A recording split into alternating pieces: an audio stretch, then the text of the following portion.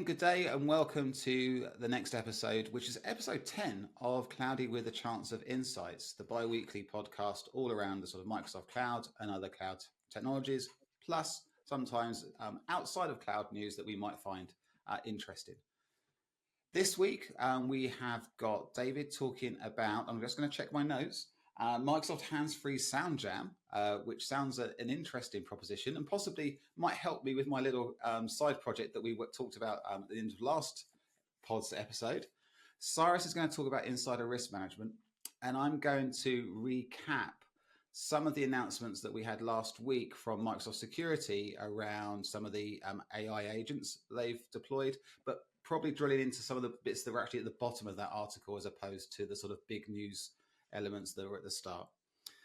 We've also had some extra news this week. Royal Mail had, announced yesterday that they were investigating a potential breach, which obviously from a cybersecurity perspective is always not great news, but it just keeps reminding us of the importance of this part. Anyway, without further ado, I would roll my imaginary dice and pass this across to David to kick us off this week with his hands-free sound jam. Now, is that a D8 or a D12 or a D32? It's a D20, light blue. Okay, had to get that in there. Good. All right. Hey everyone. As Richard said this morning, I want to dive into some other things really, really cool that Microsoft's been working on, and it's about redefining how we experience music without having to touch a thing, and it's called Microsoft's Hands-Free Sound Jam, the name. Now, I guess we all know that music is a huge part of our lives, right? I know I listen to a lot of music. Richard, you actively make music. So whether we're working, whether we're relaxing, or just having fun, right? Music always sort of sets the vibe. But what if you're not in a position to be able to do that? You know, there are many people with various injuries that mean that they just can't do those things. It can't be as simple as pressing a button to play. It can't be as simple as being able to strum a guitar. So what if you could control your music, mix it, and shape it without needing to touch anything? And that's exactly what this technology is about. Microsoft Hands-Free Sound Jam uses brainwave technology, which is awesome, right? Absolutely amazing, combined with eye tracking and facial expressions that let you control the music completely hands-free. So essentially you're interacting with the tunes, as it were, just by thinking, looking, or making facial gestures. And I guess imagine being able to adjust the beat or add effects to a song just by looking a particular direction or focusing on a particular part of the track. You know, it's like you're DJing with your mind. And, you know, we talk about futurism, right? And we talk about where technology is taking us. And I was saying in the green room as we were talking this morning before we joined, you know, we have a habit of focusing on the negative. I think as people, right, we inherently tend to sort of more focus on the things that go wrong and things that go right. And I think this is one of those things. And what makes it so awesome for me is the possibilities it opens up. You know, for folks, as I said, with physical disabilities, anyone who struggles with traditional interfaces like touchscreens, right? It can be as simple as that, or even voice commands. This system creates a way to interact with that music that doesn't require any physical movement, and so incredibly empowering for those people. You can imagine how it would change everything from sort of music production to creating more inclusive experiences in entertainment. So that's awesome, but it doesn't just stop there. It's all about accessibility, obviously, and offering a more immersive, intuitive, and personalized experience. So whether you're creating music like you, Richard, this is something that maybe, you know, you can experiment to understand how you do it, whether it's somebody doing it live or just enjoying it. You know, this system really opens up, I think, forms of creativity and engagement that previously was kind of limited or really impossible for some people to access, right? So if you're interested in this, Is it cutting edge? I don't know, because the whole brainwave thing has been around for a while, but I think the adaptation of this is super interesting. So I would say go and have a look at the hands-free sound jam and see what you could do with it. And I will do. As soon as we're off this recording, I'm going to go and have a quick look at that. It might actually make it easier for me than actually using all this stuff that I've moved from behind me. It's now over here, so, with a mass of cables. That is something I really wish we would find a way to resolve. I did this with a colleague the other day, and I counted. I've got something like 35 different individual cables in this office. You don't want to see my desk. Yeah, I know. I'm surrounded by wires. Yeah, it's absolutely ridiculous. Although having all those, I don't know what they would be. Bluetooth, I'm assuming, or some sort of form of Bluetooth or NFC or some other sort of wireless protocol. That's probably not great having all those signals in a small room either. Yeah. Sure. But yeah, no, that is something that I definitely will check out after we finish with this one. Awesome. So I will go with a very small one now, pass it across to Cyrus, and then we'll probably revert for a bit of a conversation around something else that sort of was presented to me last week, which I'm curious about. So anyway, there's a couple of things that happened yesterday. I already mentioned the Royal Mail potential hack, or at least they're investigating a data breach at the Royal Mail. And for those people not in the UK, the Royal Mail basically handles all our sort of postal service and deliveries and a few other bits and pieces as well. So it is quite potentially a big thing. But there was also the first reading of a new cybersecurity resilience bill yesterday in the House of Parliament. Which I'm going to paraphrase this quite heavily, which basically is introducing some new rules that certain industries have to follow around sort of resilience and cybersecurity components. Three things that are in this. One is they're expanding the scope of what they call CNI, so critical national infrastructure, so they can add or expand that scope to include more organisations. There's a potential fine being implemented for those organisations under that umbrella. I think it's £100,000 a day or 10% of revenue for certain breaches of these new guidelines. And this is just the first reading. It has to go through, if I remember my politics A level, it has to go through a couple more, then goes to the Lords and come back, and et cetera, et cetera. So it's not by any stretch of the imagination legally binding in the UK at the moment. And the third one is apparently gives the government the right to amend that policy or those rules, guidelines, whatever you want, based on changes in the sort of international landscape. So if there's a new threat that's been identified by the government, it can sort of change those rules to suit that. Now, one of the things that I found interesting in the article was that they actually interviewed, and I'm going to try and find the piece so I can get the exact numbers. And of course, I can't find that piece now. Is that there was a report very similar to the FBI report I mentioned last time we did this, that the NSCS provides every year, which is the National Cybersecurity something or other Federation. So basically, our sort of cybersecurity police for the national government. And they were saying that there was, trying to find the article, because obviously I scrolled past it, something like 80 incidents last year that were referred to COBRA. And again, for people not in the UK, COBRA is like a national sort of emergency government meeting that gets called when something serious happens. So for that number last year to have been brought into that sort of COBRA meeting, I was actually sort of unaware of that level of severity around certainly CNI organisations from a cyber perspective.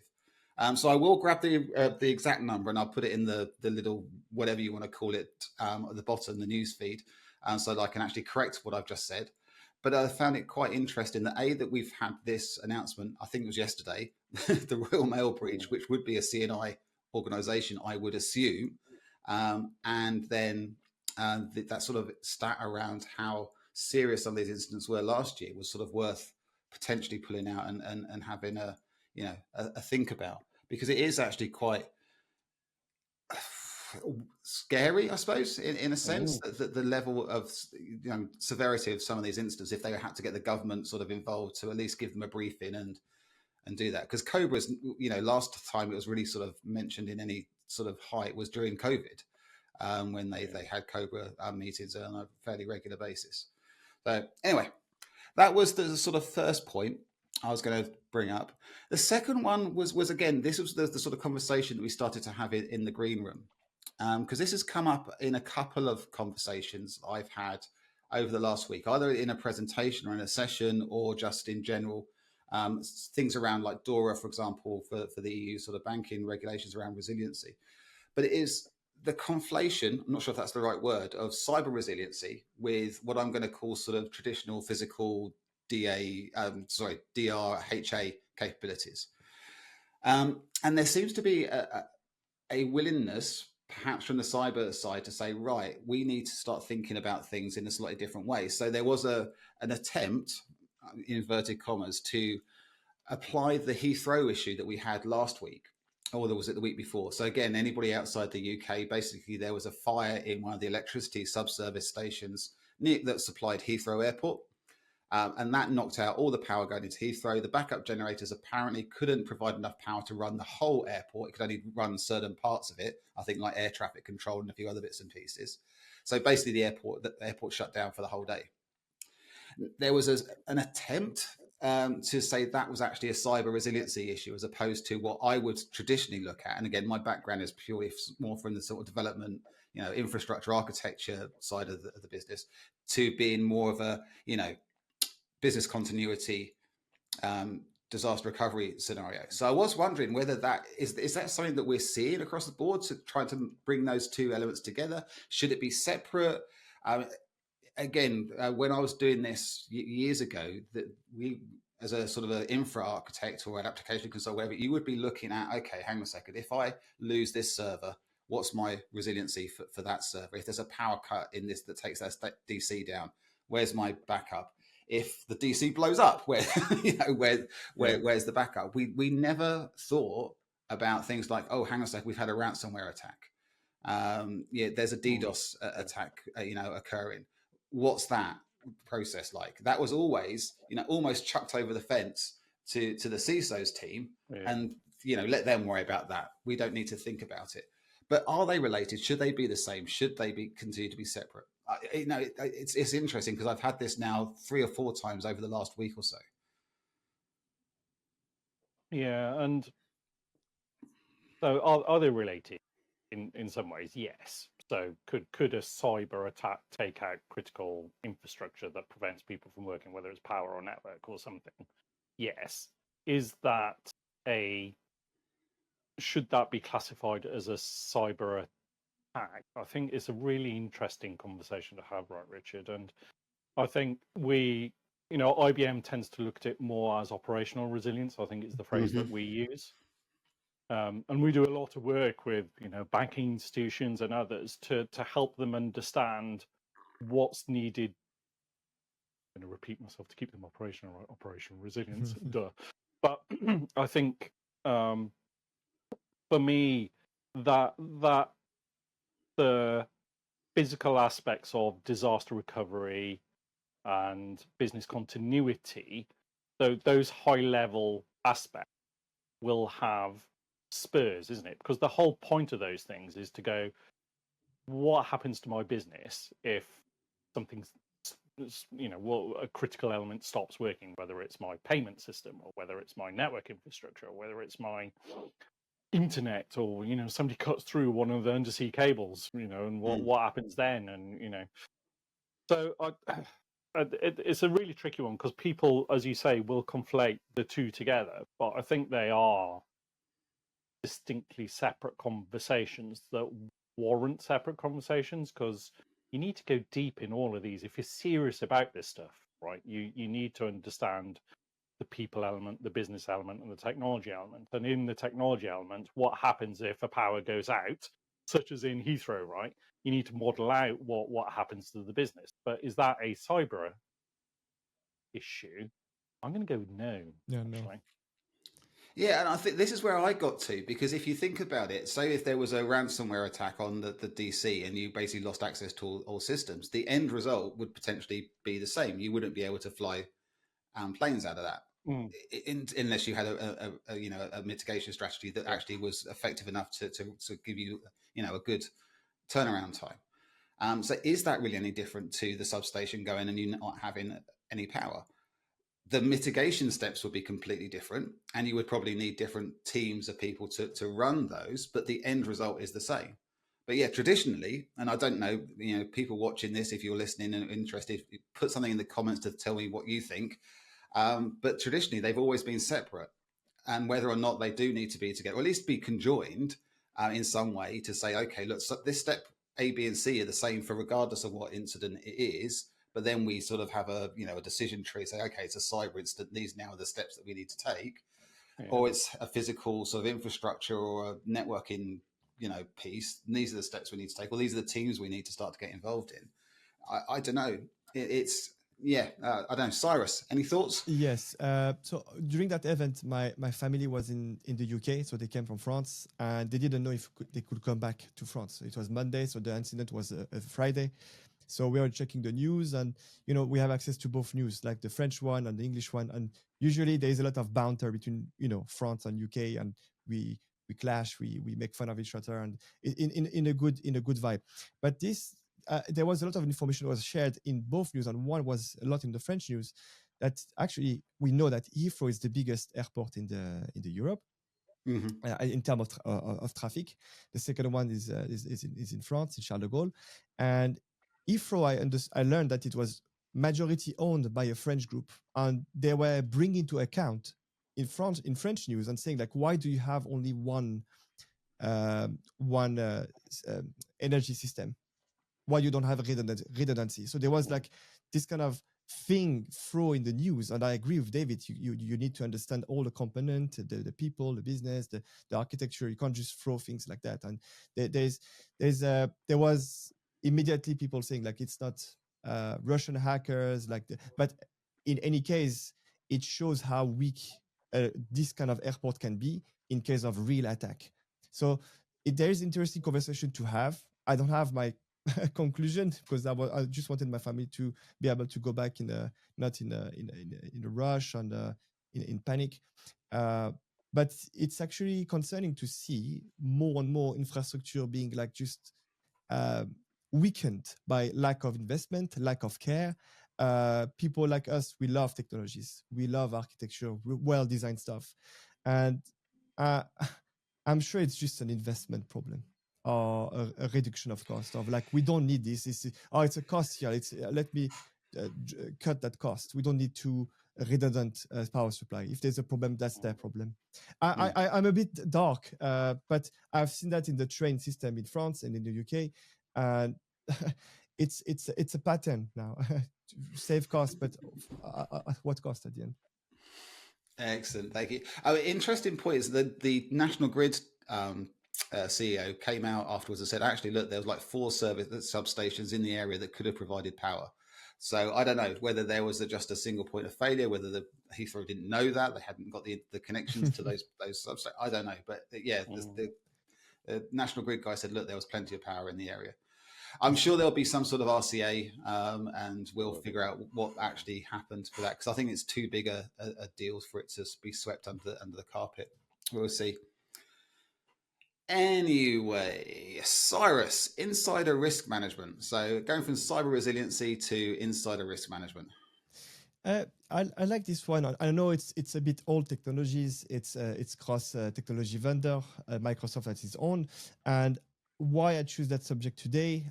So there was plenty of news about this one, but not only that. It's just when I discuss with different my own network,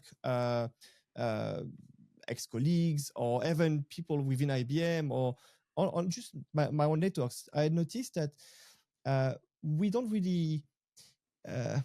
There's not much knowledge really about those things. I know we talk about data security often because of AI, but often we stick with the marketing piece. And I know that when I was talking about those things, what the tool can do, often people get a bit paranoid, or they ask me question, are you sure by default we can see those things? And I will define what I mean by those things. So I was asked to help for a case where let's call it a priority account or priority user, depending on which technology you use. But in Microsoft, is both. You can use the term priority user account. So usually what we call priority user account, I mean, you can choose the user you want in that group, but usually you use managers, executives, people who have a lot of access. And if the account is being hijacked, or if those users turn against the company, they can do a lot of damage. So that's what we call priority account. So I was advised to just investigate and help investigate on how this user behaved and how things were like stolen, damaged, IP theft, etc. So my advice is always to start with, like to do a classic investigation. In the new portal, I call it new because it's still not known. We used to call it like you have a Defender portal in Microsoft, so all the security piece, and this is for security like investigators, analysts, etc. But you have also GRC equivalent, which is compliance, but it's called now Purview. And in that portal is all about data security, etc. And it changed a lot for the good, and it can be overwhelming. So first thing you can do is just to go to the audit part. And normally, by default, the audit is enabled within Microsoft 365 account. Sometimes it's disabled for different reasons. Sometimes it's a region automatically disabled. For example, I know, I think in Israel, for example, a lot of things are disabled by default for compliance reason. So you just make sure that it's enabled, and then you can go and do basic research. And the research, by default, are excellent. So my secret trick, and I'm going to share that here. If you want to see if there is IP theft, normally you use some operations. You have plenty of operations. My favorite one is external media or removable media file creation. So you look for that one, and you can list for a particular user or particular group how many files were created within a scope of time. So if within a week you put the user and you have like tens of thousands of external file creation, you know that something fishy is happening. And by just giving that advice, the company, which is like a small a company, so that there was plenty of DLP check that was associated with those records in the logs. And they were surprised that why we didn't receive any alert. So when you create DLP, don't expect to have automatically alert, because DLP first, you have to create a policy to have alerts, and DLP is really prescriptive. It's really specific. And a lot of myself, we think that we've done the job, checkbox, we created the DLP, and you can use the templates, but it will not necessarily create an alert automatically because it's really specific and match a specific scenario. And that's when IRM, so Insider Risk Management, within Purview, if you have E5 licenses, you have this thing. So this thing, what I mean by that is you have the IRM that will act like a human brain. So what we've discussed before, checking what happened for that particular user, what happened, let me check some operation. And it will take all the signals it receives and try to detect automatically if something happened. You can also change the sensitivity, but by default, you can do plenty of things. I'll give you one example that I suggested, but this company didn't have an HR system. You can use something called the Microsoft 365 HR connector, and you can connect to any HR systems. And by default, you can see, for example, if a particular employee is going to leave the company within 3 months, for example, or if there's a PIP, for example, it's a bit dark to talk about that, but if you have a PIP or performance issue, or if you have any conflict with the company, automatically the IRM, and I can't really say the word, is my accent. So that tool can say, okay, I will focus on those users to see if there's any behavioral change. And you go back in time in the logs, 90 days, I think, to 120 days. So almost 6 months in the past, and compare a normal behavior to what is called an abnormal behavior. So why I talk about that again? I used to work for, I do a digression quickly. I used to work for the Euro 2016. I think it's almost 10 years ago. And it was interesting because it was in France, and it was few meters away from where the terrorist attack happened in France. It was 2015. And when we did a training aboard to simulate an attack, and there was all the stakeholders, like even some government officials were in that room and were simulating what we call an attack. And naively, me, I was the younger in the room, and I was like thinking that it was a classic terrorist attack, what happened in the street.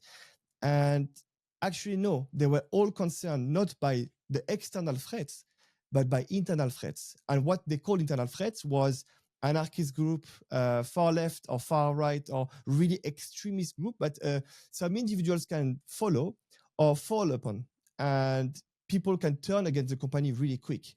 And those threats are really scary because a lot of the defense focus on external threats, but internal threats, as I understood, are way more common.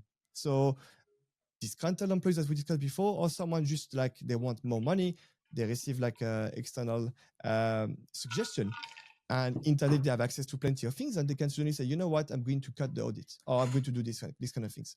And a few episodes ago, we talked about super admins and all the powers they can have out who is going to manage the admins. It's very interesting, more interesting than movies or sorry, I digress too much because I wanted to talk about the Netflix series called 0 Day, but it matched that one actually. It matched that series a bit. So I tried to not digress too much, but I did again. I'm sorry. Let me check my notes. Yeah. So if anyone in the audience can check on YouTube, there is also the old series of Microsoft 4 years ago, Insider Risk Management versus DLP. Check that one. You can dive deep the subject, but it's really interesting. And why I talk about that again, there's plenty of news. Now the IRM can be enhanced with different signals. One of them, and it's from last week, there's a new Gen AI connector. So you can detect, for example, there was this use case, and I will share the link, in the Fabric Security Copilot, or Fabric Copilot, sorry, they can detect user trying to exploit the Gen AI tool to either do malicious things, access different things by mistake, because that's the assumption that people are nice, they can do mistakes, or intentionally. And then you have like IRM, I can't pronounce that word anymore. And you can see a dashboard, you can see the chronology, you can see the history of the user, what happened, what context, and it's really interesting how by just enhancing that tool, you can see with your eyes what happens, and then create the policy. That's actually what the process should be. You should have the IRM first. You have plenty of native analytics, and then you can, after seeing actually what you're looking for, create the bespoke policies and not fall into the same problem that this company had, where there had plenty of DLPs, but none of them created alerts for the GRC people. And usually when you're a small company, you don't have GRC team in the company. So I wasn't going to talk about this, but I don't know who else saw this on the news. I think it was certainly earlier on this week, so Monday, Tuesday this week, where a intern at GCHQ had walked off with a load of data from GCHQ on his last day, I think, as part of his internship. So it was a court case that he's been found guilty of whatever it was that he was charged with. Again, I wasn't going to talk about this, so no details. But he was actually caught by the sort of scanning that said, okay, yes, Bob has downloaded X amount of data and it looks a bit suspicious. And when they went to his house, they found it all. So it's just this happens all the time. Tangent mode, when you've been in IT for long enough, acronyms get reused. So I don't know whether David was thinking the same thing, but when everybody says IRM to me, it's information rights management. No. I know, and the French one is MRI in the UK for the brain scanner. In French, because we like to reverse everything, is RRM. So the French audience will laugh at me. So I agree with you. Yeah. Interesting, super interesting. And another tangent, Richard, so just so people know, while Cyrus was talking there, we are now aware that Richard is drinking iced coffee again this morning, or iced tea, whichever it is. Yeah. Actually, I don't know whether that comes up on the speakers. It's not gin and tonic. It is way too early for it to be gin and tonic. Again, just on what Cyrus was saying here. So one of the things that so people would have seen this, I suspect, that last week Microsoft made a big announcement around a load of sort of security controls that or services that they'd added. So including specific agents for Sentinel, Entra, a few other bits and pieces. One of the things that they did release, which sort of related to what you were saying, Cyrus, is that if in current Purview, you sort of have to go and define a policy, then you have to define the document, or someone has to say, label the document. Say, okay, this document is a classified document. This one is public. This one is whatever it is. And DLP basically just works, my understanding anyway, based on that classification matching with the rules that you've created. And then, are you going to alert? Are you going to do anything else around that? So one of the things that was released last week is data oversharing insights and also not automatic, but a way of identifying unclassified documents and then applying some sort of level of classification to those. I'm not sure whether it's automatic reading the blurb, but I think it might be sort of prompting saying, hey, we found these 10 documents that might be classified.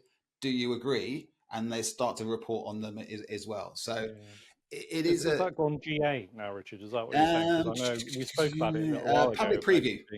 Public preview. Yeah. Public preview. I think. Yeah. So I had to do a quick because that wasn't one of the things I was going to talk about, but it triggered my weird brain when Cyrus was talking about that. Because it is an issue. DLP works really well, but for content that exactly should be protected by DLP, and we all know that if you look at a SharePoint or OneDrive or Teams, which it's basically SharePoint anyway, and so is OneDrive. People don't, unless you really enforce the classification, then people will probably pick the wrong classification, just put a justification in the text box, say why they've selected that classification. It's such a pain. So it works really well for that, but doesn't necessarily work for anything that's unclassified. So we'll see how that plays its role. And again, the Gen AI, and I had to really concentrate to make sure I pronounce that. So that's my IRM for you, Cyrus. The impact that the co-pilots and the sort of other sort of Gen AI tools have had on some of these security pieces has been quite profound. I mean, Purview's been around. I don't know for how long Purview's been around, but it's in effect, it's information rights management with some steroids or whatever you want to call it. And so it's been around for a long time in its core, but we're now seeing rapid development of new features, which possibly, arguably, could have been there before. But say la vie, not my problem. Somebody else's problem. It's got somebody else's problem field wrapped around it. And there you go, references to other things here. So on that announcement from Microsoft, now there is also Microsoft Secure. As we're recording this, that's next Thursday for about an hour. So I'll put the link to the registration for anybody that's missed that. So I'm assuming that during that hour, they are going to deep dive. Well, not necessarily deep dive. I don't think you can deep dive in an hour, but at least provide a little bit more insights into the announcements they made last week. And there's also another couple of events coming up around that as well, which again, I'll dig out the dates and I'll put them in the show notes for that. But there's one thing that I think everybody looked at the first probably 5 or 6 announcements there. I sort of went, okay, yeah, that's nice. Some agents, some partners have written some agents for Sentinel and for other bits and pieces. Great, lovely, that's going to help.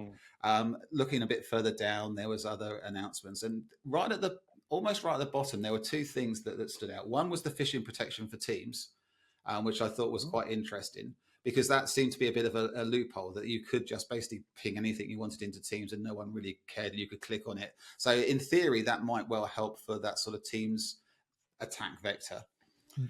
The other one was related to actually some of the conversations we've had in the past as well. So if we remember the news story about the law firm saying, right, no Gen AI use here, we're going to block everything, etc. Sort of related a little bit to sort of insider risk management, but only vaguely.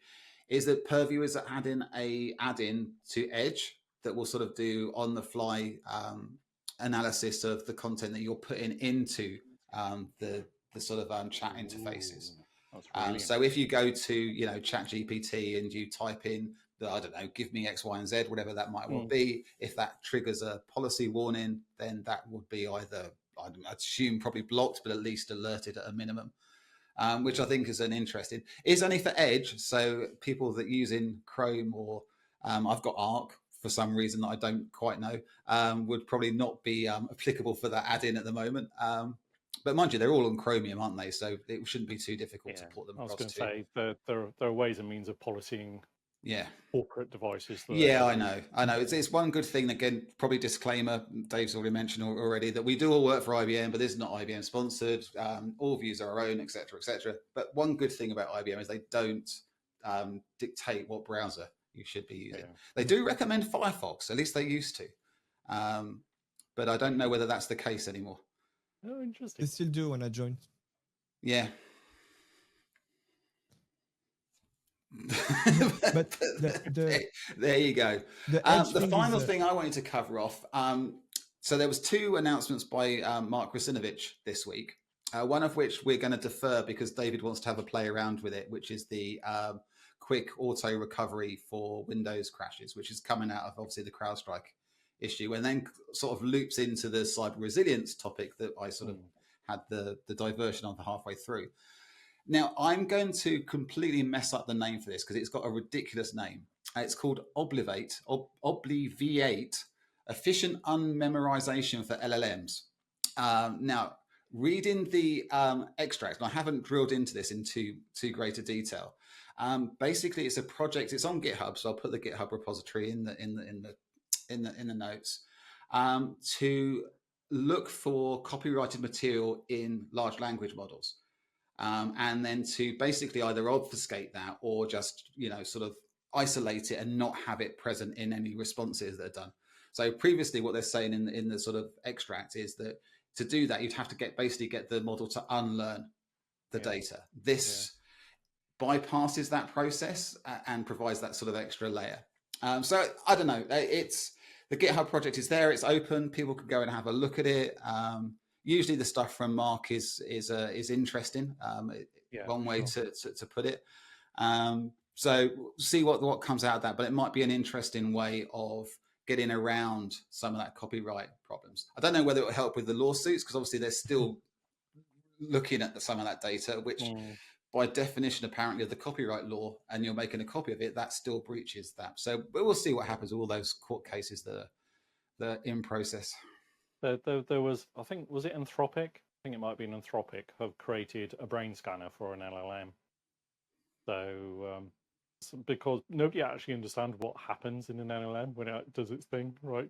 Nobody has, and because there's no way of looking inside the model. It's a bit like Schrodinger's cat, right? You don't actually know what it's doing. It's weird, isn't it? And I don't know who remembers this from a couple of years ago, but there was this whole fuss, wasn't there, about sort of people using ChatGPT to write like college dissertations and stuff like that.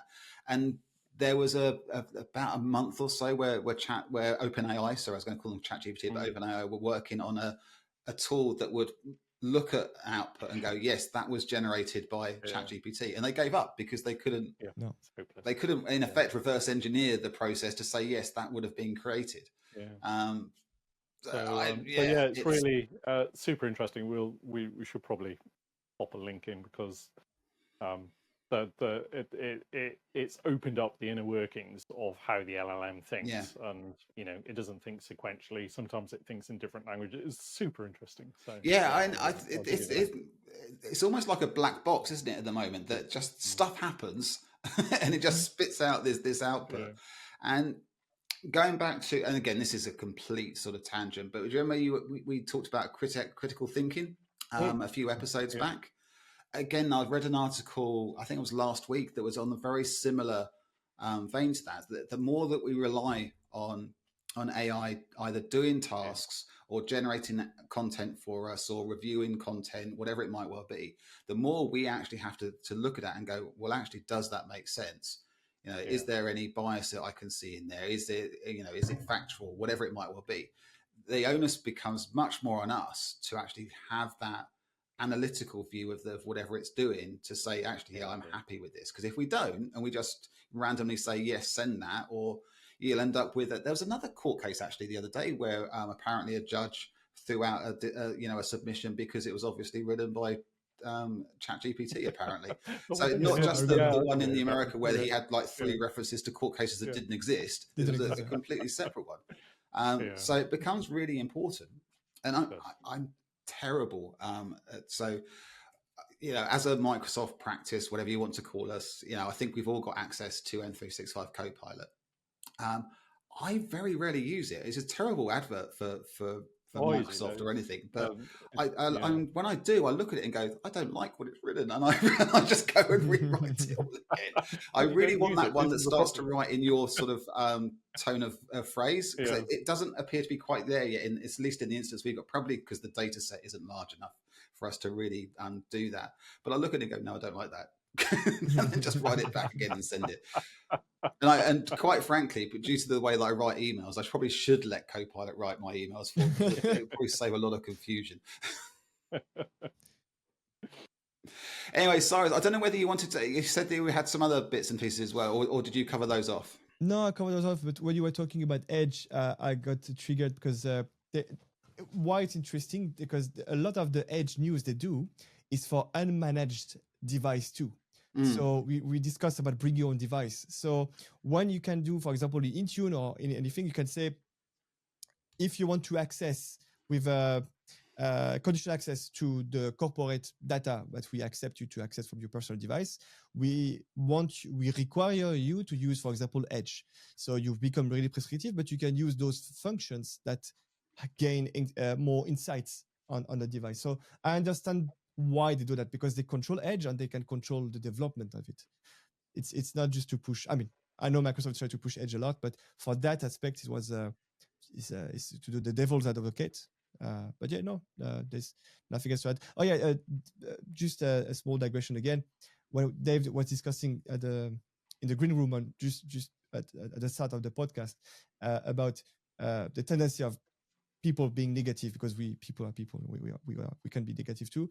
I was laughing because I was looking at my notes, and there's the compliant communication connector inside the risk management, and it can detect if someone suddenly become negative or harsh and create like a risk factor, increase the risk factor of that user. So if you become negative, don't use Teams, don't use Slack, don't go outside, talk.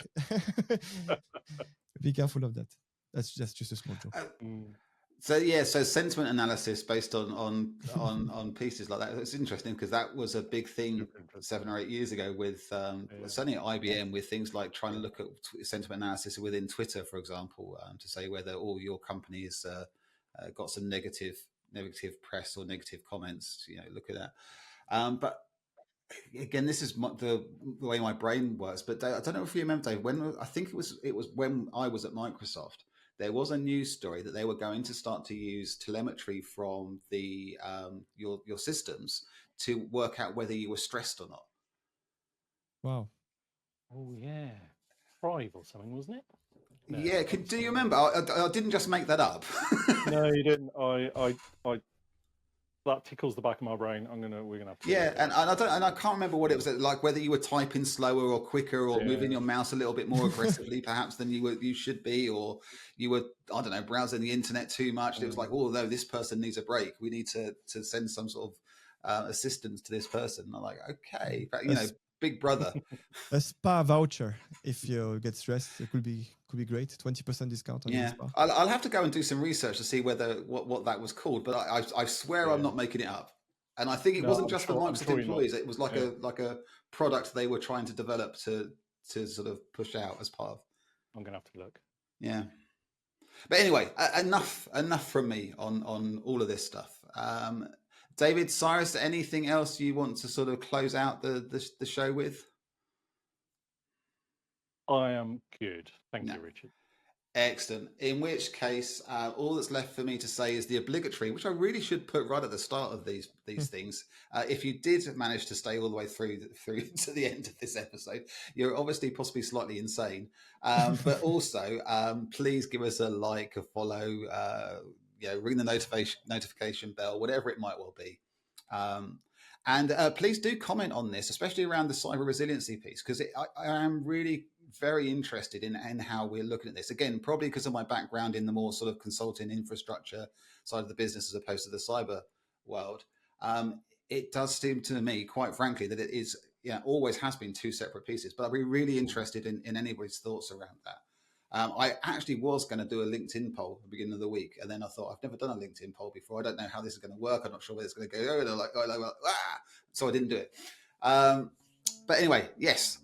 Thank you very much for watching, and we will see you next time. Bye-bye.